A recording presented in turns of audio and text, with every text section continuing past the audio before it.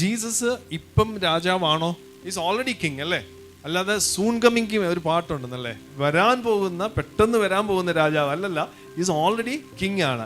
യേശുവിനെ വാഴിച്ചു, അതായത് ഇപ്പം നമ്മൾ കണ്ടു, അവനെ സകല ആധിപത്യവും അവന് കൊടുത്തു, സകലത്തിൻ്റെ മേലും അധികാരം കൊടുത്തു. സ്വർഗത്തിലുള്ളതും ഭൂലോകത്തിലുള്ളതും അധോലോകത്തിലുള്ളതും സർവ്വ മുഴങ്കാലുകളും അവൻ്റെ നാമത്തിങ്കൽ മടങ്ങും. അപ്പം സകലത്തിൻ്റെ മേലും ആധിപത്യം കൊടുത്ത് പിതാവിൻ്റെ വലത്ത് ഭാഗത്ത് നീ ഇരിക്കുക, ഞാൻ നിന്റെ ശത്രുക്കളെ പാദപീഠമാക്കുവോളം നീ എൻ്റെ വലത്ത് ഭാഗത്ത് ഇരിക്കുക എന്ന് കർത്താവിനോട് എൻ്റെ കർത്താവ് അരുളി ചെയ്തു എന്ന് പറഞ്ഞ് ദാവീദ് പ്രോഫറ്റിക്കലി പറയുന്ന കാര്യം. അതായത് ഓൾറെഡി ദാവീദിൻ്റെ സിംഹാസനത്തിൽ യേശുവിനെ ഇരുത്തി ഇന്ന് രാജാവായി യേശു ഇരിക്കുകയും, അപ്പം നമ്മൾ ആരാ? യേശു സൂൺ കമ്മിങ് കിങ് ആണ്, ഭാവിയിൽ വരാൻ പോകുന്ന രാജാവാണെന്നുള്ള ധാരണയുള്ളത് കൊണ്ടാണ് ഇന്ന് നമുക്കൊരു റോളുമില്ല.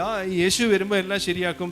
പണ്ട് ഇവിടെ ഇലക്ഷൻ്റെ ക്യാമ്പയിനിങ് പോലെ LDF വരും എല്ലാം ശരിയാവും എന്ന് പറയുന്നത്, അല്ല, യേശു വരും എല്ലാം ശരിയാക്കുമെന്നും പറഞ്ഞുകൊണ്ട് നമുക്കൊന്നും ചെയ്യാനില്ല, നമുക്കൊരു ഉത്തരവാദിത്വമില്ല.